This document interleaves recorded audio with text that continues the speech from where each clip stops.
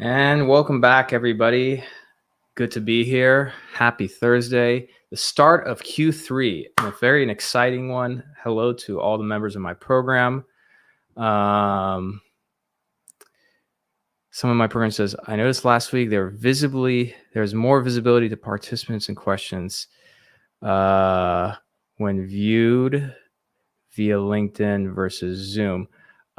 So for the person who asked me that, the reason why was there was a certain point, and actually I wasn't doing a split screen. So as always, I prioritize the messages or the questions from people in my program, which should be coming from Zoom. So either you can ask the question via Zoom, or what I usually prefer is if you raise your hand, I just bring you on live. But yeah, so my preference, at least for the questions from people in the program, is coming from Zoom. But for some reason, I try and monitor LinkedIn as well, because some people, for some reason, in the actual program, like to watch on LinkedIn and comment. I'm trying to get people to just use the Zoom. So, anyways, we're gonna get started. So I have one main agenda topic today, as you guys saw, which is how to use persuasion digitally on LinkedIn.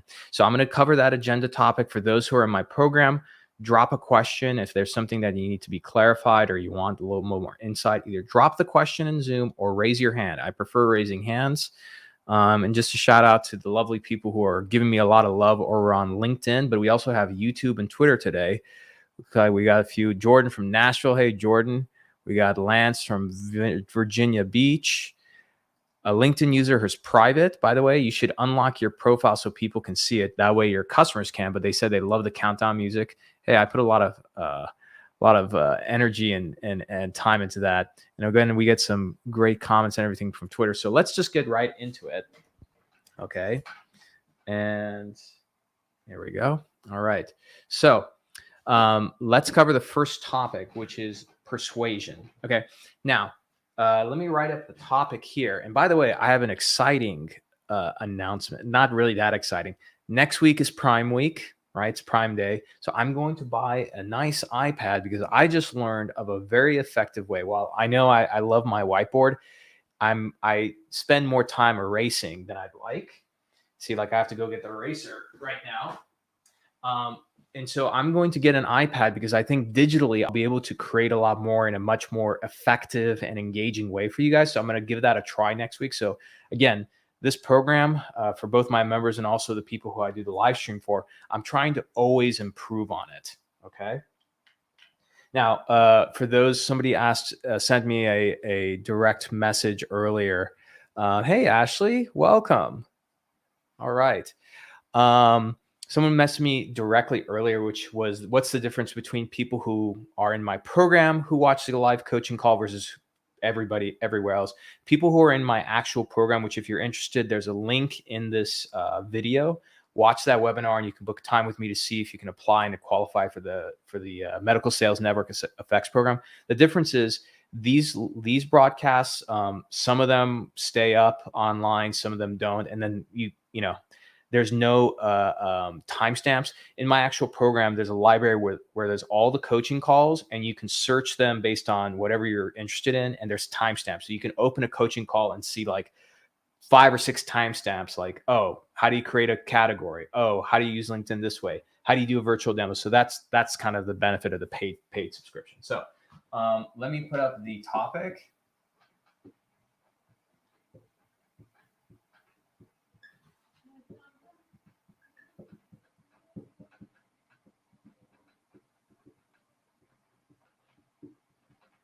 Okay. And by the way, there's a reason why I chose this topic for today. Okay. How to persuade digitally via LinkedIn. Okay. And the reason why, and let me make this easier for those who are watching other places. So the reason why I think this is a very important topic is for the following reasons, which is, let me grab something real quick. Here we go. I'll tell you what, guys, just keep, this I'm on my way to make this a very successful program. And at some point, I'll be hiring somebody to do all this for me. So I don't have to be messing things. So the reason why I chose this topic for today is for this reason. We have now entered Q3. Okay. Q3. So just in the audience, like for those who are watching on my Zoom, you can leave a comment, and those on LinkedIn Live and everywhere else, like, throw some emojis up or something. Actually, you can throw the curiosity, that purple guy, the purple guy emoji, if what I'm about to say next is correct. Okay. Q3 is the hardest quarter in MedTech and biotech. Now, you don't have to have a reason why, but if you agree, let me know. Okay. Let me know. Oh, look at that. We got somebody all the way from Brisbane. Pramit, thanks for joining from Brisbane. The reason why Q3 is so difficult is that you're dealing with some factors that are out of your control. Number one, it's this weird time where it's kind of like end of summer-ish / beginning of fall. So that's a weird time, especially not just in our industry, even in the news world, for news cycles. I think it's August. August is like a very slow news cycle because a lot of newscasters are going to go out on vacation with their families and everything. Which, by the way, you'll notice, just go back historically and you'll see August. There's like no big news, nothing, and there's no riots or no wars going on in August, right? But to my other point, for medical sales, that's when a lot of surgeons take time off. July, August period, right? And keep in mind that you can find this out because a lot of physicians are part of groups now, and to take time off, they have to let their group know almost 1 year in advance, right? For a lot of them, not always, but like a lot of them. So Q3 is this weird time because you have a number to hit, and even if you factor in, let's just say you work at a company where they're really understanding and they're like, hey, we get it, Q3 is going to be hard. Q3 is also going to set you up for what's going to happen in Q4.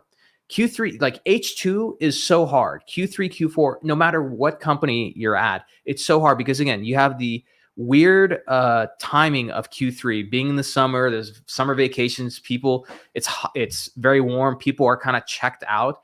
But then Q4 is really half a quarter, right? Because the moment you get past Thanksgiving, everything else after Thanksgiving, like it's just cream cheese, right? You're not gonna get a new deal and close it at that point. So what you do in Q3, in my opinion, is so important because it sets up what's going to happen in Q4. Because Q4, again, you need to make things happen in 2 months. So let's get to the topic of discussion, which is how to persuade digitally via LinkedIn. Why is this important?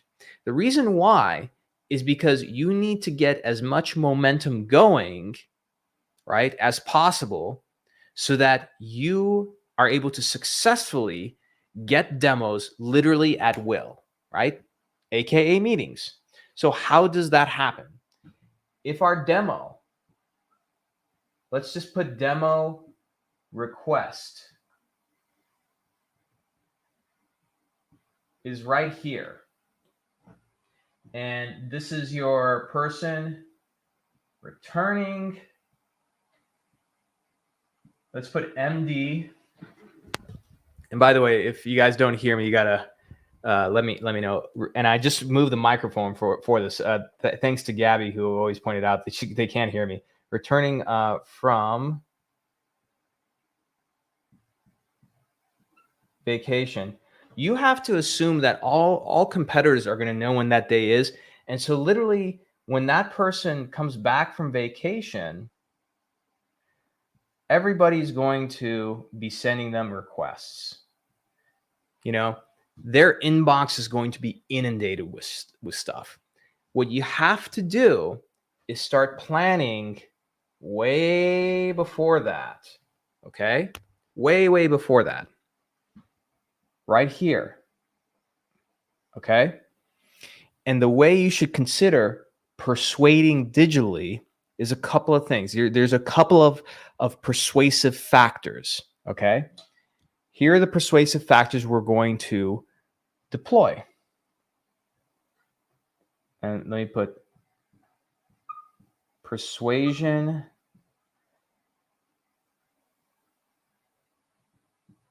factors reciprocity, okay? Authority,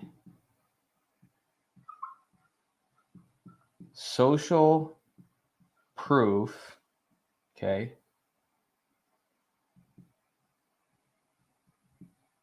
And liking, all right? Now, number one, account-based, not marketing, okay? Which, by the way, I'm just going to say this right now. Very few people, very few companies in our industry can do real account-based marketing, okay? And here's the reason why. Look, I would like to think I'm a pretty talented marketer. I can't do account-based marketing anywhere, or not anywhere, just at any place. And the reason why, account-based marketing requires a lot of money, right? It does require investment. Anybody who tells you, oh, you can do it on a dime is lying. You need the right tools and strategy to do it. It's a multi-team approach. This is not just marketing, geo-targeting some hospital and running ads. That's not account-based marketing, right? And it requires your marketing team and your sales team to both be savvy enough when it comes to data and digital to make it work, all right? So there's a lot of factors that go into it. So most companies in MedTech, they can't do account-based marketing, right? If your head of marketing comes in and says, we're going to do account-based marketing, I would be really skeptical about it, right? It needs to be adapted. So what I call this is account-based prospecting for the salesperson, okay? What's account-based prospecting? Okay, account-based prospecting has to do, and let's just put this as week 1, week 2, week 3, week 4, and then you're going to try and reach out for demos, okay? Assuming that whoever the decision maker is, the clinician, is out, okay? Let's just assume that. Account-based marketing, you should be looking at decision makers, staff, fellows, nurses, admin. So you should target your account. Let's just say it's the cardiac division at ABC Hospital. You should be connecting, and again, your profile has to look a certain way for this to be working well in terms of conversions. You need to be connecting with the decision makers you're trying to influence, but that also includes any staff that's online, the fellows that are on LinkedIn, the nurses, the admin, because all of these people should be targeted for persuasion, right? It's not enough just to, what a lot of salespeople make the mistake of doing is, the most important thing, in my opinion, is that you need a clinical champion, right? But you don't want to start thinking about, how do I persuade nurses and staff and admin, like after the demo quest? So after the demo quest, let's just put this over here.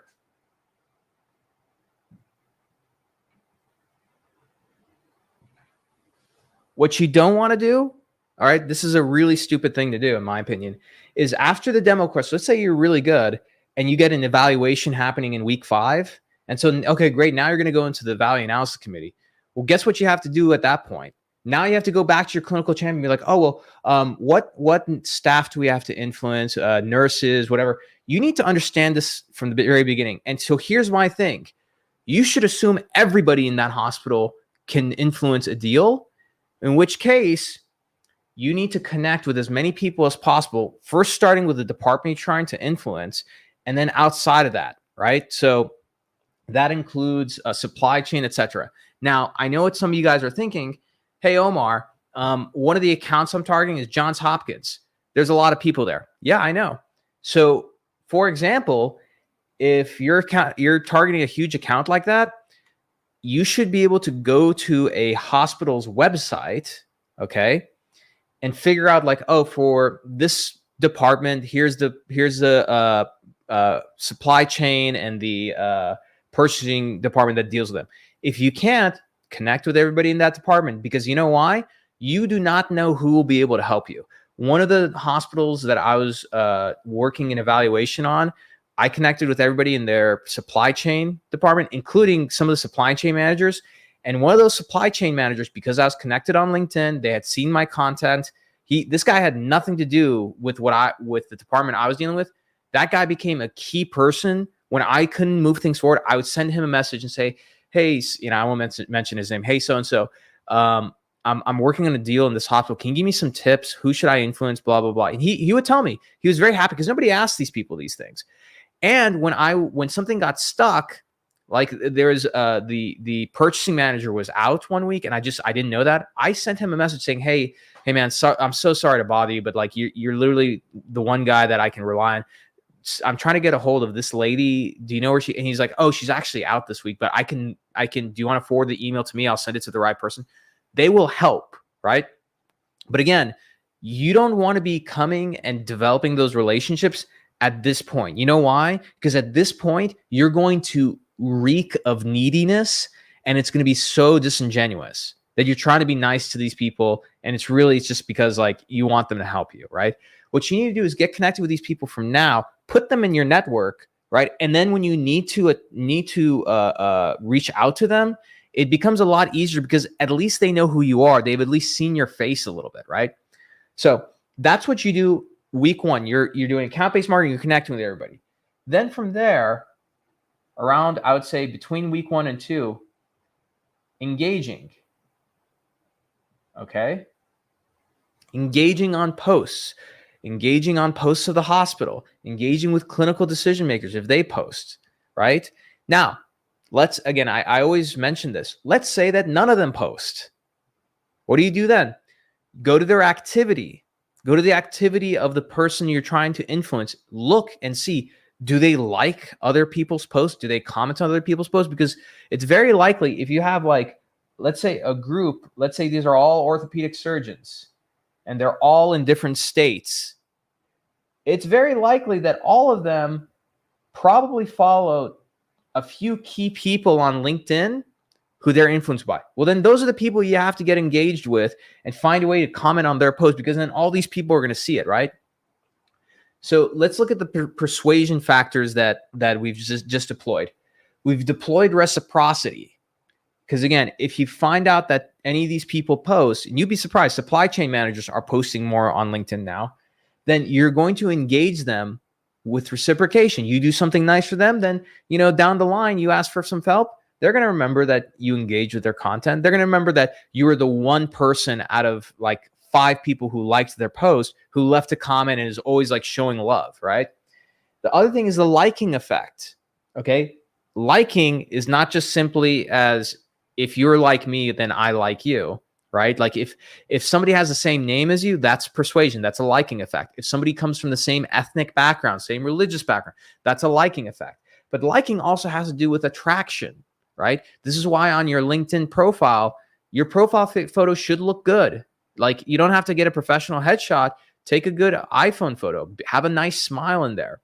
And the other thing is, you should also have, try and put out images of yourself. You don't have to share pictures of you and your family. Not that I know not a lot of people want to do that, but take a picture of you in account, picture of you on the road, and make sure, this is very important, your profile photo needs to look like you in real life. So for example, guys, this is the dumbest thing that I see. If your profile photo is you clean shaven and right now you have a beard, you need to take a new photo. Ladies, if in your profile photo you have blonde hair, but then right now you have brunette hair, you need a new profile photo, because people need to immediately recognize who you are, whether you're in person or not. Look, we would all think that you can still recognize me without glasses. Look, this is me without glasses. This is me with glasses.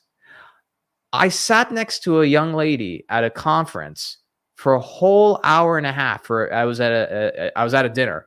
We talked. She knew my name, right? I was not wearing my glasses. The moment I told her my full name and she was going to add me on LinkedIn, she jumped up. She's like, "Oh my God, you're Omar Khateeb. I can't believe it. I'm VP of marketing at this company. I follow your articles. I love your stuff. I can't believe." And she was like, it was, I'm not going to lie, it made me feel really good. And I asked her, I was like, why didn't you recognize me? She's like, it's because you didn't have your glasses on. So something that little. So if you have different color hair right now, or you have facial hair or no facial hair, that makes a difference. Make sure it's updated. Okay. So that's how we deploy reciprocity and the liking effect. Okay. Now, third thing, posting. Okay. You've connected with these people in this new account.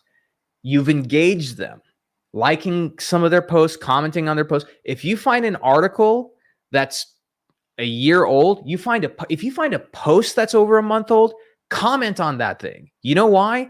Nobody's touched it in months, right? Or weeks, I guess. Comment. If it's old content, that's okay. Just because it's like 2 years old, that doesn't mean you shouldn't comment. I've gotten connected with the heads of major surgical departments who had like their last post was like 9 months ago, but they happen to log into LinkedIn at least once a week, and they see, oh, this guy, Omar Khateeb, commented on my post from a year ago. Oh, great. That's nice. They accept my request. They start liking my stuff, right? When you start posting, this is why you engage, you connect, and you engage. The whole point of engaging is two things. Again, you're deploying persuasion, right, at a human level. Follow me here. All right. You're deploying persuasion. And thanks for those of you who are on Twitter and YouTube and LinkedIn, wherever the emojis are coming from, I appreciate it. Keep throwing those emojis up. Thank you so much. I want to see more of those. You're also deploying persuasion with the algorithm. Let me explain.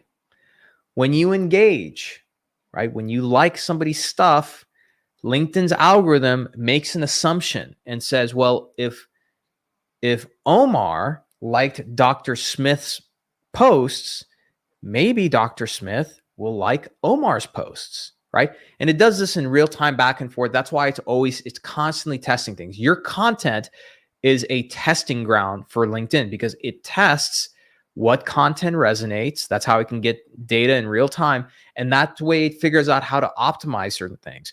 If you haven't noticed, there are some weeks on LinkedIn, you'll notice like a certain type of post is constantly being promoted, right? A certain theme. For example, it wasn't coincidental that when the war between Ukraine and Russia started, right? That's all you saw on your LinkedIn profile. Part of the reason was people posted that stuff and people immediately was engaging with it. So the LinkedIn algorithm said, well, anything that has to do with this, we're going to promote it because people are engaging with it. They're staying on LinkedIn longer, which makes us more money, right? So you want to post, and you don't want to just post product stuff. It's a great way to screw up the algorithm. If all you do is post product stuff, nobody will engage with it. I don't care how cool your product is. Look, I sold a surgical, robotic system. Nothing gets cooler than that. Doesn't get engagement all the time. So you need to do like 10 or 20% product promoted stuff and 80, 90% things unrelated to your company. Things like self-development, interesting articles you read. People, when they get on LinkedIn, they don't want to get, even though they're in a selling environment and we all accept that, they're on LinkedIn because they're trying to learn and develop themselves professionally, right? So try and think. So aside from posting, look, you connect with some people here. Let's say one of those people is the head of supply chain, right? Or head of purchasing. Try and find, go and read their profile. Maybe they just got promoted to director a year ago. So maybe you can go and send them a message. And I recommend saving these kind of things, saying, hey, Janet, really great to connect with you. Congrats. I saw that it's been a year and you got promoted. But, I wanted to share an article that I share with my team whenever we promote like one of our directors. I think you would really enjoy this article. And you can send them an article from Harvard Business Review, something, because now you're taking interest in helping them. You're providing value outside of selling, right? That's what sales is. Sales is helping provide value to people in their lives and solving those problems. Start solving for problems and providing value for free before you start solving problems and providing value for money, right? For those of you who are in my program, and I see a lot of people, I'm very happy. I think people were focused on the quarter last week. For those who are on the Zoom, think about how you paid for your seat in this program. My program, which I always mention to people, it's expensive. It's expensive for a reason, because we focus on getting people results and providing the best quality training. Before you bought anything, what happened? You got value and education and helped solve your problems for free from myself. And a lot of you got that without even talking to me. It's probably an article I wrote, one of the videos I did, the posts I did. And again, I don't do one post and I stop. Every week I have to come up with new stuff. Sometimes I go back and I often recycle old posts because not everybody sees it, right? So you got value that way. Then what happens next? So you guys watch one of my automated webinars, right? Or one of my live webinars. You get more value there. You get free information, and you get a problem solved. And then some of you, and actually all of you, the people who watch that webinar and then book time with me, right? You book time. What happened? Did I get on that? And by the way, for those people who are asking, that the link to that webinar is actually in the description of this live stream, or you can just go to my LinkedIn profile and find it. You booked time for me. Did I sell you? Did I spend that call selling? No, literally 80% of the call was spent on me helping you, giving you feedback for your profile, giving you free information. A new saying I tell people, this is a great tactic for salespeople. I tell people, hey, look, I'm going to show you what the product does or how it works, or whether it's for you or not, that's fine. But I want to make sure that you leave this meeting with 3 new ideas, whether you decide to use it or not, right? Focus on solving problems. So by that time, I've spent so much time providing free value, solving problems for free. Of course, people are going to want to pay this premium price, right? Because they've been educated to that point. You have to think of that the same way. How do you provide value to these people? Is this hard? You damn straight it is. This is not easy, but you know what? If you want to start closing multi-million-dollar deals, you want to start selling capital equipment, you want to start moving up the sales hierarchy, this is the kind of shit that you have to do. There's no way around it. There's this notion of like, I just want to sit and focus on my persuasion tactics and close people. This is nonsense. If you want to do that, go sell like cheap info products for like $100 for beer money. You want to do like real B2B selling, like this is the level that you need to get to. Okay. So after you connect with people, you engage with them, you start posting things, right? Start finding ways to send them valuable things. Look, the physician who's returning, what can you do, right? If you know that they're out, what can you do? You can send them some messages on LinkedIn, maybe send them an email and show that you've gone and read their latest publication. Hey, Dr. So-and-so, I just started working for this company a year or 2 ago. I'm always trying to improve my knowledge on minimally invasive cardiac surgery. I read your last paper. I just wanted to express, I really loved it specifically, and pull something out, say like, in the discussion, you covered this, I checked the citation. That other paper was great. I just wanted to share how valuable that paper was. I actually shared it with my team. I just wanted to say thanks. That's it. Done. Right. Find ways to engage with this person. Again, you're being nice. So you're deploying reciprocity. Okay. Now, authority and social proof. Where does this come in? Okay.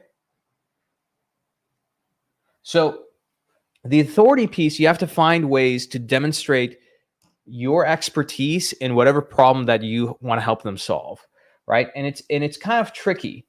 So, it could be sharing a new research paper. It could be sharing a technique guide, right? And not for your product, by the way. But you have to find ways where you're going to provide value to them. And by the way, that doesn't have to be related to what you sell. For example, this is why the social media thing, it's such an easy thing to lean with. If they're online, they're actually even posting a little bit. Here's the simplest way to establish authority. Like, this is a one message authority establishment tactic. You connect with a surgeon, you see that they're starting to post their cases. Do the research to find out which hashtags they should be using. For those who are in my program, just go to the hashtag dashboard. Get those hashtags. Say, hey, doctor. And I've done this with so many doctors. A lot of the doctors who are watching, I'm waiting for somebody to comment and say like, oh yeah, Omar did that to me. You send a message, hey, I love your content. To make sure it goes in front of more surgeons and people, I did the analysis. Here are the 4 hashtags that you should use for your specialty. Boom. and just say you should post it every time. Guess what you just did? Think about how brilliant that approach is. I'm sorry, but it is a good tactic. You provide authority by telling that surgeon which hashtags to use. They're going to use those hashtags, and guess what? Every time they look for those hashtags subconsciously, they're going to think about you, that you showed them this. Or what often happens is I'll type a message. So I'll do this message. Like, let's say this is the message on LinkedIn. Okay. And then I'll hit enter and send, like, use these hashtags, and I hit send. Then in the new line, I add the hashtags, hit send. So that way it's one block. And below those hashtags, I say, here are the hashtags. And I usually put like an emoji looking above. And then I say, you can just come back to this message and just copy this block. So every time they need to post, they're going to go and look up my name. They're going to go and grab that hashtag. So, if they post 2-3 times a week, guess what? 3 times a week, they are consciously having to think about me, having to remember my name, look it up in their message, go grab those hashtags and use it again. Do you know how persuasive that is? I can sit on my ass and do nothing. And by the time I get to the surgeon, they're going to remember my name. They're going to remember that I helped them. And they're going to remember that I'm an authority of some type. And you don't need to be a marketing, you don't need to be doing marketing like me. This is a simple tactic. Please, for God's sake, people who are watching, like, this is free. Take this, use it. For the people in my program, use this. None of this stuff is going to increase your deals or help you do anything unless you take action on it. All right. All right. Let me wrap up, and then we're going to go to questions, which I don't see. It doesn't seem like we have any questions this week. I'm very disappointed, but that's okay. Yeah, I know what you guys are here for. You're here for the show. Look at that. What a great Ashley, again, shout out to Ashley DeLeo. Ashley says they've been hashtag Omar'd. Ashley, you just created that hashtag now. I'll go follow it. We'll see how many times people use that. I don't know if that's a good thing. I don't know if that being hashtag Omar is a good or bad thing, but I'll roll with it. I appreciate it. I appreciate the love. Okay. Let's finish up this part. So now you've done all these things. Okay. Again, you've prospected with an account. You've worked your way. You've done all these things. By the time this person comes back from vacation, and it's only been 4 weeks, guess what happens? It becomes really easy for you to book a demo, because at this point, you've gone through this process. And again, this is not like an exact science. There's a little bit of art to this, okay? Because you don't know how your name is going to be brought up in conversation with any of these people, right? Sometimes, like, if I send a message to a fellow or to an admin or to somebody, it's like, to pass a message along to Dr. So-and-so or whatever, like, they'll talk to me like, oh yeah, like, I follow that guy, or I follow that girl, I saw this stuff. Oh yeah, do you really? Oh, that person sent me this article, right? That's how this stuff happens, right? And so here's the beauty about all this, okay? Now that you've connected with them, and let me move this over, you've connected with them on LinkedIn, right? You've deployed this stuff. Let's say, your pipeline ain't looking good right now, and you're like, all right, I gotta do some demos. I gotta pack some pipeline. This process I showed you right here, each week maximum, it's gonna take, like, okay, the account-based prospecting, connecting with everybody. That's like, let's just say you're really slow at this and you're new. That'll take you maybe 1 hour of work to do, right? All this stuff. And again, you rinse, wash, and repeat this stuff. You do this across 5, 10, 15 accounts, right? Then when you get here, here's what you do. When you send that request to say, hey, Dr. So-and-so, we've been connected on LinkedIn. I've read your papers. I know that you're doing this kind of technique. I would really like to, someone submitted a question via the Google form. Okay. I didn't see it early. You probably just submitted it right now.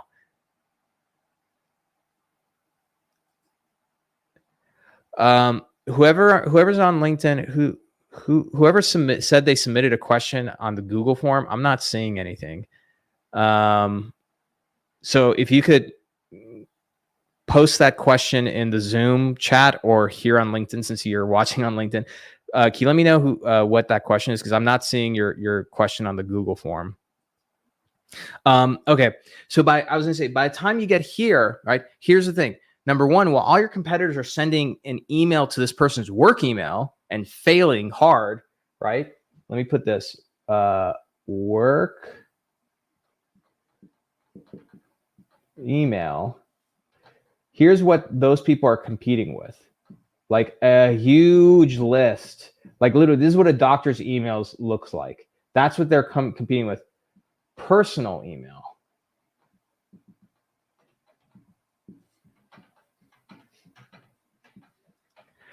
Once you're connected with somebody on LinkedIn, everyone signs up with their personal email. That's what everybody uses on LinkedIn. 99%. It's on rare occasion that somebody has their work email. I use my work email because I know I use this platform inside and out, and I don't want to get blown up on my personal.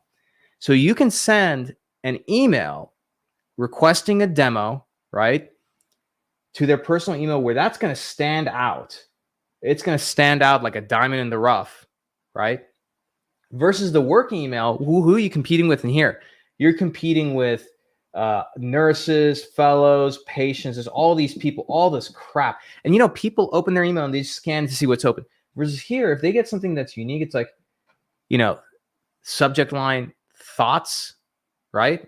It's a great subject line. You gotta learn how to write good copy on subject lines, right? That's going to get opened, okay? And if you're super talented, and you don't have to be talented to do this, use something like Vidyard, okay? My good friend, my bearded brother, Matthew Ray Scott, he's got a great course on this. You know, you create a very short 30-second video. Hey, Dr. Smith, my name is Omar Khateeb. We've been connected on LinkedIn. I love your content. I really enjoy your research papers. I would really like to just send you a virtual demo. You can watch it on your own time, but I think you'd like our technology. Watch this demo. I'm going to send it in a separate email, and let me know what your thoughts are. And if there's any interest, I'd love to just get on a quick 5-10 minute phone call. Even if you're not interested, I just want to get your feedback. What do you think about the technology? It would be a big help to me. Looking forward to talking soon. That's it. What do we do in that one little phrase, right? Oh, Gabby, you submitted the question via the Google Forms. Okay. So Gabby, I'm going to answer your question next. Let me just finish this really quickly. So when you send a video message like that, right? You have context. You have a relationship. Hey, we've been connected on LinkedIn. I've read your research paper. I like your work. Okay. Then it's not, hey, let me be a schmuck and try and book an hour of your time. Nobody's going to do that. Doctors, look, I'm not a doctor. I don't get on an hour-long demo with anybody. I don't care what they're selling. It's an hour long of my time. So your demos need to be shorter, but more importantly, you need to take it to 3 to 5 minutes to cover the high-level stuff. Let's say you can't do it in 3 to 5 minutes. Let's say it's a 10-minute long demo. Record that, customize it to the doctor, send it to them, let them watch it on their own time. Use software, and this is all cheap software. It's 2022, people. Like, this is not hard to do, where it'll indicate that they watched the video, right? So that way you follow up, and then have them book time with you for a 10-minute call. You'll be able to book multiple 10-minute calls within a week of your virtual demo versus doing this old way of like, okay, the competitors you're competing with, they're sending to work emails. It's going to take them a week or two of just blasting that work email. If they make it through the firewall, and let's say they do, then it's going to take another week, or two, if they're lucky, to book that demo, right? They book that hour-long demo. Let's just say they're really lucky. And when the demo request comes in, it's week 5. Let's say they get the demo done, booked for week 6. Look at all that time. What could they be doing? If you do it the way I just described, you can do that within the same week. Done. This is called pipeline velocity, my friends. You have to learn these terms. You have to look at your pipeline and say, how much time are my deals spending in each one of these phases? How long is a deal staying in demo request? How long is it staying in qualifying? How long is it staying in the VAC committee? If you don't know these numbers, shame on you, shame on your marketing department, but that's okay. I'm saying this for a reason. It's supposed to be painful. Truth is a path to progress. So if I just said something that made you feel a little embarrassed, made you feel a little bit pissed off, made you say, man, screw this guy. Who is he to talk to me like that? Good. I'm glad. Okay. And as I'm talking, my father is visiting. He decided to come by. Hi, sir. My parents are visiting the baby, and he's getting a kick out of watching me. So that's good. Okay. So I hope that's helpful. All right. Peter Cosgrove from the Bay Area. All right. Baytown of the house. Okay. Gabby Niederauer, who's the CEO of Bluegrass Vascular, very interesting company. They're going to be growing, so be sure to follow their company. So here is Gabby's question. So Gabby, I'm going to read your question, but if you want to raise your hand to jump on for any reason to clarify, you're welcome to. You don't have to. So the question is, it was related how to run analytics on connections and followers. For example, can you see for the last 1 to 2 years how your followers and connections have increased, and what drove that increase? Big news, great posts, outreach, potential doctors, etc. Yes. So LinkedIn does not show you that that level of detail. What can show you that detail to a certain extent, man, this is like a free commercial for them. It's okay. I like their tool, so I'll give them a shout out. So LinkedIn can show you how your followers have grown, but it gives you very minimal analytics. Okay. Let me show you this tool called Shield app. Actually, I'm going to tag them. Let me see. Let me go on LinkedIn and tag them so that they know, or actually for you guys to actually check out Shield. Yeah, here you go. Shield is the software I am demoing right now. Check them out. Also, Shield team, hit me up. Hashtag affiliate marketing. Okay, so let me share my screen and show you guys what the Shield app looks like. So the Shield app costs, I think, it's not cheap. It's worth every penny, though. It costs about $150 a year. It's worth its weight in gold. All right. So here's what the Shield app looks like. And let me get some confirmation. Can you guys? This is like par for the course for these things. Can you guys see my screen? Can I get some somebody in the chat on Zoom? If you can let me know, can you see my screen?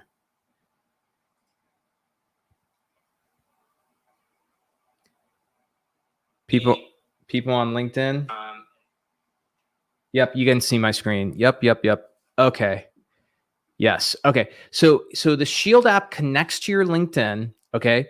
And it gives you a very high level of detail on your following. Okay. So for me, let's look at my month. Okay. So if we look at my month, all right, these are my trends: number of views, likes, shares, etc. Earned media right now, cost per mil on LinkedIn, I think it's $26.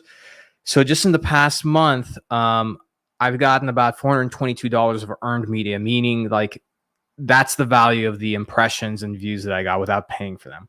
Now, if you go to the content side, let's go to the content.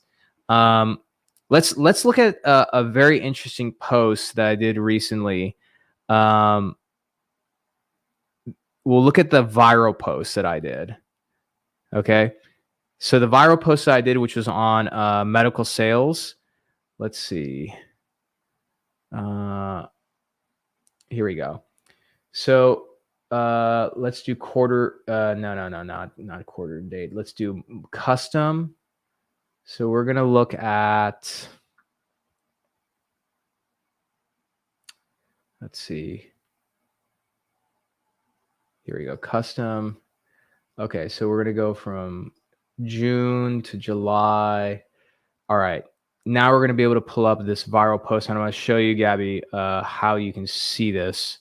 And it's a great question that Gabby asked. And the reason why is the simplest answer is that it's tough to say what gets somebody to follow you. It's usually not one person. This is just like attribution, by the way, attribution software, meaning that you might get a lead and your attribution software says it's Facebook, But then when you talk to your lead, or if you put a thing like, how did you hear about us? They might say like, oh, so through a podcast. It's just coincidentally that the last source of attribution was Facebook, right? It's the same thing with followers on LinkedIn. Here we go. So here's this post, okay?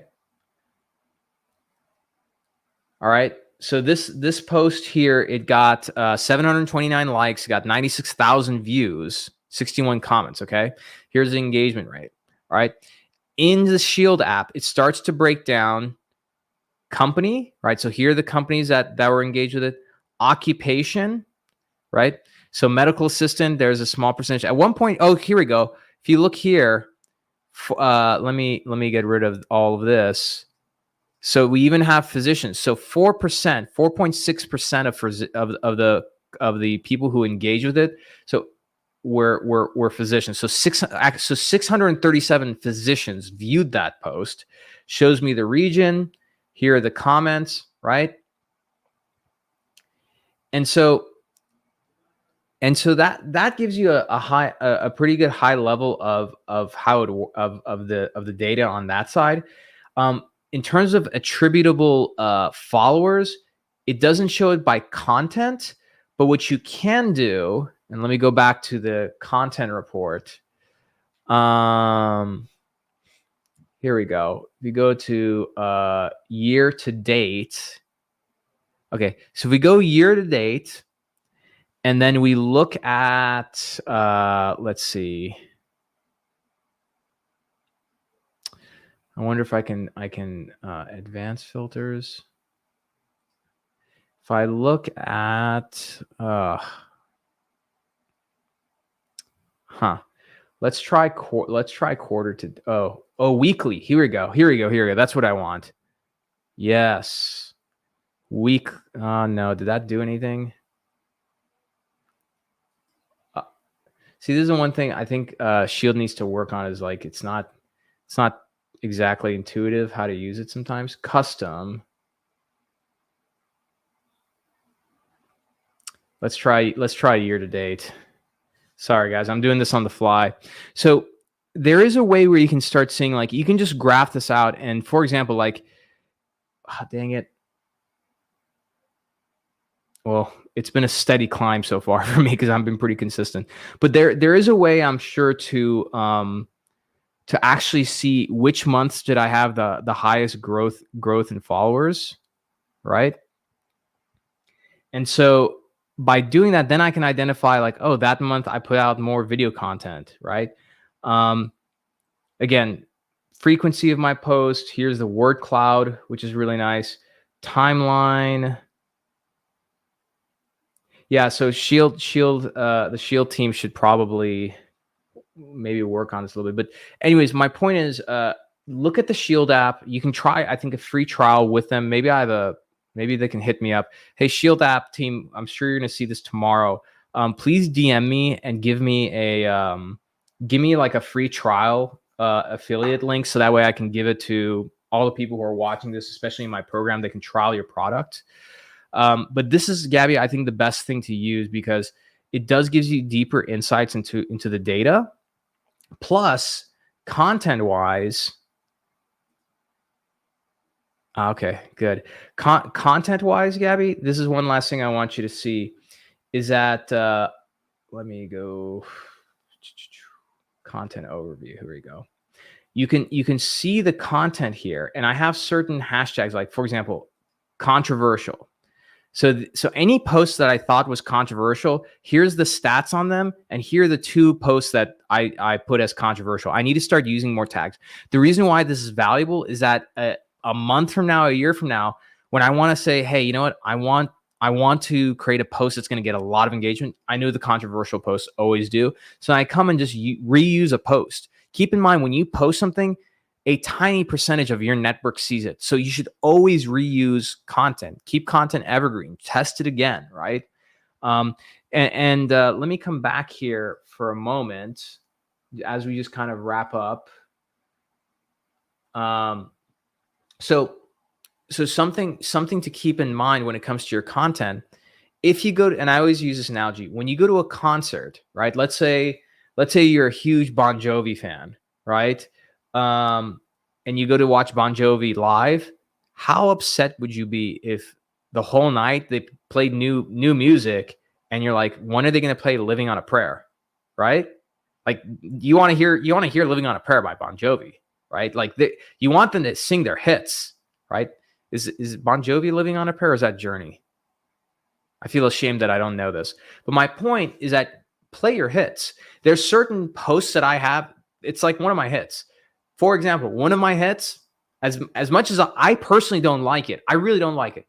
My Striker post, the post about how I, got an offer from Striker, they hired me, and then they, for no reason, reneged the offer 5 days later with no explanation and just kind of like left me hanging. That post gets massive engagement. People love that post. Doesn't matter what I like. My audience loves the hell out of it. So every 9 months, man, I bring that thing up back from the dead. Every 9 months, Striker's like, shit, here it is again with this guy. Striker, by the way, nothing but love, but like seriously, you guys got to work on like your recruiting and interview policies, because I'm not the only person who has this issue. So anyways, great question, Gabby. Let me go look at the, I wonder, Gabby, maybe did you not hit submit? I wonder what happened with the Google form. I got to figure that out. But since if nobody else on my program has any other questions, oh, look at that, Shane Jones. What's up, man? Looking good, dude. If there's no other questions from people in my program before I hop off, do we have any questions from the people in the audience, live audience? So those of you who are watching on Twitter, YouTube, LinkedIn. Any questions? This is your chance. Drop it in the chat. And for those who are in my program, raise your hand and ask a question if you want. Let's see. Going once, going twice. All right. Looks like that is it. So I'm gonna hop off the live stream on LinkedIn. People, my program members who are on Zoom, stay on for a second. I have special updates and announcements just for you guys. And those of you who are interested in the program, check the link in the comments or in the notes of this live stream. Go to my LinkedIn page and look at my featured section. Go watch my automated webinar. You cannot purchase You cannot buy a membership and join this program by yourself. You have to watch a webinar. You have to submit an application, talk to me live, and then we'll see if you're a good fit or not. Anyways, have a wonderful day. Hope this has been helpful. Implement this stuff. Q3, my friends, don't screw around with this quarter. This thing's going to determine not only how you're going to end this quarter, but it's going to really determine how you're going to end the year going into Q4. Have a good day, everyone.